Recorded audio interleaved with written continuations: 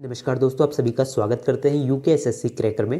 तो चैनल में अगर आप नए हैं तो चैनल को आप ज़रूर से सब्सक्राइब कर लीजिए, क्योंकि सबसे पहले अपडेट आपको मिल जाएगी। ठीक है, तो पूरा क्वेश्चन पेपर देखेंगे किस टाइप के क्वेश्चंस आए थे। जहाँ तक है 200 नंबर का ये क्वेश्चन पेपर रहा था, 2.5 घंटे का इसमें टाइम मिला था। ठीक है, तो एग्ज़ाम पैटर्न काफ़ी ईजी था। जनरल नॉलेज के जो क्वेश्चंस थे वो काफ़ी सिंपल पूछे गए थे, जो कि जनरल नॉलेज के क्वेश्चंस आपको दिखेंगे।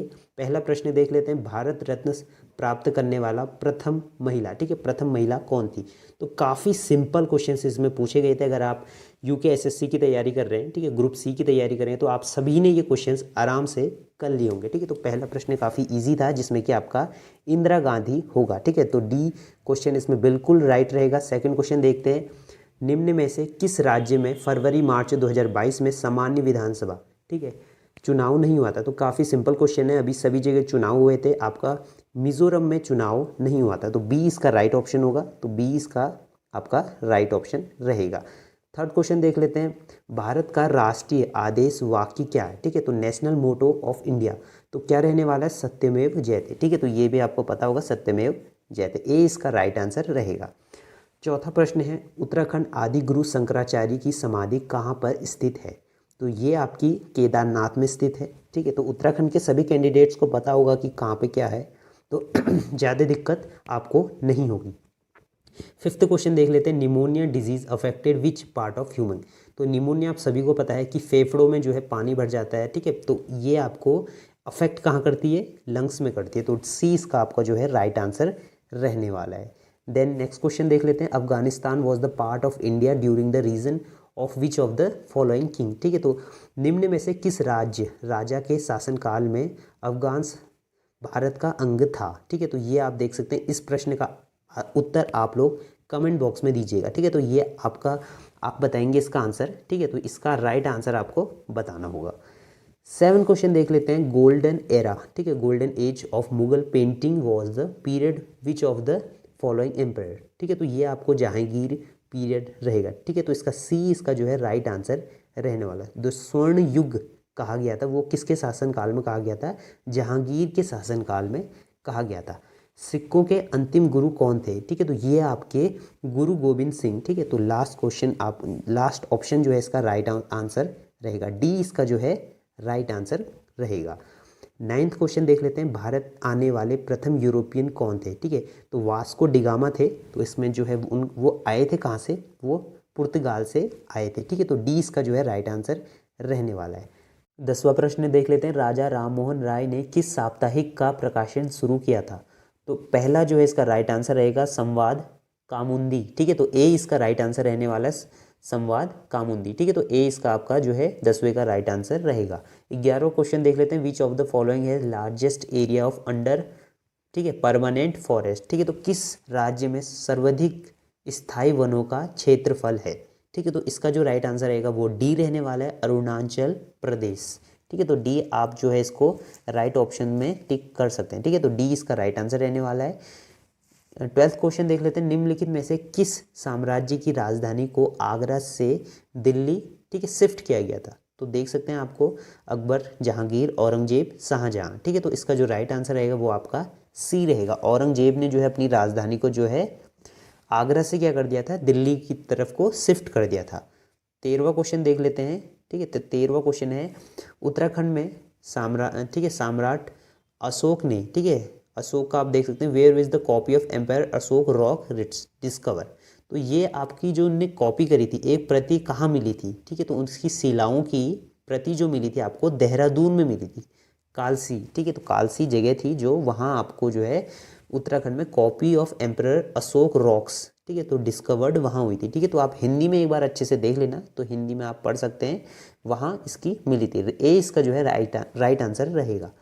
14 क्वेश्चन देख लेते हैं, गरवार रेजिमेंट सैनिकों ने, ठीक है, प्रदर्शनकारियों को गोली चलाने से इनकार कर दिया था। ठीक है, तो इसका जो राइट आंसर रहेगा वो सी रहेगा। ठीक है, तो सी इसका देख सकते हैं, विनय आंदोलन अवसज्ञ। ठीक है, तो हिंदी मेरी थोड़ी वीक है, तो आप देख सकते हैं सी इसका जो है आपका रहेगा। ठीक है, तो सिविल आपका जो है इसका मूवमेंट था। 15 क्वेश्चन देख लेते हैं, निम्नलिखित में से औसत, ठीक है, तो तापमान में वृद्धि का कौन सा संकेत होगा? ठीक है, which of the following could indicate as increase in the average global temperature, ठीक है। तो जो ग्लोबल वार्मिंग होती है तो किस कारण से हो रही है, ठीक है। तो इसका जो राइट आंसर रहने वाला है वो होगा आपका बोथ ए एंड बी, दोनों से, ठीक है। तो इसमें आप देख सकते हैं ए और बी, ठीक है। तो आंसर्स आप देख सकते हैं एन एक्सपेंशन ऑफ ग्लेशियर्स, ठीक है, और बी आपका जो है a rise of sea level, ठीक है। तो आप ये अच्छे से पढ़ लेना। तो इसका राइट आंसर आप अगर आपने डी करा है तो डी इसका बिल्कुल सही आंसर रहेगा। 16 क्वेश्चन देख सकते हैं, Richter scale as using measuring. तो रिक्टर स्केल से आप सभी को पता है भूकंप नापा जाता है, तो भूकंप की तीव्रता, ठीक है, तो तीव्रता जो है इंटेंसिटी को डिटेक्ट किया जाता है। तो सी इसका जो है आपका राइट आंसर रहने वाला है। 17 क्वेश्चन देख लेते हैं, in which of the following country maximum number of language are spoken, ठीक है। तो आप सभी को पता है सबसे ज़्यादा बोलियाँ भाषाएं कहाँ बोली जाती है, भारत में। तो ए इसका जो है आपका सही उत्तर रहेगा, ठीक है। इसके बाद 18वां क्वेश्चन देख लेते हैं, NABARD की फुल फॉर्म क्या होती है, ठीक है। तो इसका जो फुल फॉर्म होती है national bank of agriculture and rural development. C इसका आपका राइट आंसर रहेगा, राष्ट्रीय कृषि एवं ग्रामीण विकास बैंक से, ठीक है। तो इसके फुल फॉर्म आप देख सकते हैं नाबार्ड। और 19 क्वेश्चन की अगर हम बात करें तो 19 क्वेश्चन देख सकते हैं, which of the following pair is not could be correct match, ठीक है। तो आप देख सकते हैं हवा महल जो है उदयपुर में नहीं है, ठीक है। तो आप सभी को पता होगा हवा महल आपका उदयपुर में नहीं है, ठीक है। तो इसका जो राइट आंसर रहेगा, जो इसमें पूछा गया था कि गलत व्योम कौन सा है, तो वो आपको देखना था। तो इसमें हवा महल आपका उदयपुर में नहीं मिलेगा। इसके बाद है सेकुलरिज्म शब्द, ठीक है, भारतीय संविधान की किस प्रस्तावना में डाला गया, ठीक है। तो ये आप देख सकते हैं 42 सेक्शन में जो इसको संशोधन में डाला गया था, ठीक है, अमेंडमेंट जो कराया गया था। तो इसमें आपको 20 का जो है इसका राइट आंसर आपको मिलेगा। 21वां क्वेश्चन देख लेते हैं, भारत के संविधान निम्नलिखित में से कौन सा अनुच्छेद समान नागरिक, ठीक है, संहिता से संबंधित है। तो इसका जो राइट आंसर रहेगा वो आपका ए इसका राइट आंसर रहने वाला है, ठीक है। तो ए इसका अनुच्छेद जो है आपका 44, ठीक है, 44 अनुच्छेद आर्टिकल 44 ए इसका राइट आंसर। इसके बाद है 22 क्वेश्चन देख सकते हैं, केंद्र सरकार का सर्वोच्च सिविल सेवक होता है, तो वो होता है आपका कैबिनेट सेक्रेटरी, ठीक है। तो कैबिनेट सेक्रेटरी एक बार इसको आप देख लीजिएगा, मेरे को इस पर डाउट हो रहा है। तो डी इसका जो है राइट आंसर रहेगा। ये क्वेश्चन आप एक बार कमेंट बॉक्स में ज़रूर करना कि राइट आंसर इसका डी है या कुछ और है, ठीक है। 23वां क्वेश्चन देख लेते हैं, संसद के 2 सत्रों के बीच अधिकतम अंतराल क्या होता है, ठीक है। तो ये आपको 6 महीने का जो है इसमें टाइमिंग रहती है, तो 6 महीने का अंतराल इसमें रहता है। 24 क्वेश्चन, संविधान की किस संशोधन में शिक्षा का अधिकार प्रदान करने वाला एक नया अनुच्छेद 21A सम्मिलित किया गया है, ठीक है। तो ये इसका राइट आंसर सी रहने वाला है। तो सी 88 जो है इसका राइट आंसर रहेगा। ऑर्गेनिक भोजन मानव स्वास्थ्य के लिए सर्वोत्तर माना गया है क्योंकि, ठीक है। तो इसमें जो है आपका फर्टिलाइज़र नहीं होता है, केमिकल फर्टिलाइज़र। तो इसका जो राइट आंसर रहेगा बी इसका राइट आंसर रहेगा, ठीक है। तो बी इसका अगर आपने करा है तो आपका बिल्कुल सही होगा। निम्नलिखित में से कौन सा मानव विकास सूचक घटक नहीं है, ठीक है। तो ये आप देख सकते हैं कौन सा मानव सूचक घटक नहीं है, तो सी इसका ग्रोथ एनरोल रेट, ठीक है। तो ये आप देख सकते हैं एनरोलमेंट रेट, ठीक है। तो इसकी शायद स्पेलिंग कुछ गलत है, तो ये आप देख सकते हैं, ठीक है। तो ये सी इसका जो है राइट आंसर रहेगा। 27 मुद्री इन्फ्लेशन इस, ठीक है, ये आप देख सकते हैं कॉज बाय, किससे कॉज होती है, increasing in supply of goods, माल की आपूर्ति में वृद्धि। तो ये इसका जो है ए इसका जो है राइट आंसर इसमें रहता है, ठीक है। तो ये आपके इकोनॉमिक्स के कुछ क्वेश्चन इसमें ऐड ऑन करे हैं। 28 question, the maximum concentration of ozone is found to be following, ठीक है। तो काफ़ी कैंडिडेट्स ने इसमें क्या करा था, ए इसका राइट आंसर कर दिया, लेकिन जो इसका राइट आंसर है वो आपका सी रहने वाला है, ठीक है। तो अगर आपने सी करा है, सेटोस्फेयर करा है, तो आपका सही आंसर रहेगा। नेक्स्ट क्वेश्चन देख लेते हैं, most of the biodiversity rich area in India, ठीक है। तो कहाँ पे सबसे ज़्यादा जैव विविधता देखी जाती है, वो आपकी पश्चिमी घाट, ठीक है। तो पश्चिमी सी इसका जो है आपका राइट आंसर रहेगा।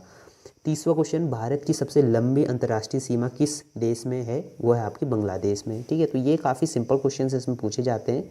निम्नलिखित में से कौन सा अम्ल वर्षा का प्रमुख कारण है, तो नाइट्रोजन ऑक्साइड, ठीक है। तो नाइट्रोजन ऑक्साइड इसमें जो है रहेगा। तो इसका जो है बी इसका जो है ऑप्शन सही रहेगा। ठीक है, तो इस क्वेश्चन में भी मेरे को डाउट लग रहा है, तो एक बार आप ये चेक कर लेना।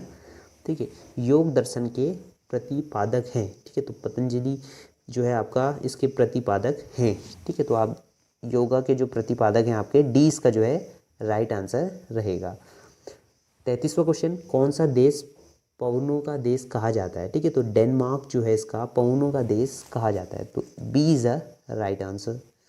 34, सबसे कठोर प्राकृतिक पदार्थ। ठीक है, सभी को पता है हीरा, डायमंड जो होता है सबसे हार्डेस्ट मटेरियल होता है। ठीक है, तो ये आपका डी हो गया, नहीं ए हो गया हीरा। इसके बाद है मानव जब यूवी किरणों से अधिक प्रभावित होता है। ठीक है, तो जो सबसे ज़्यादा जो प्रभावित हो तो उसे मतलब तब क्या क्या हो सकता है, तो उसको क्या रिजल्ट सामने आ सकते हैं। जो ये यूवी रेज होती है वो एक्सटर्नली जो है पैरा बैगनी रेस कहते हैं जिनको।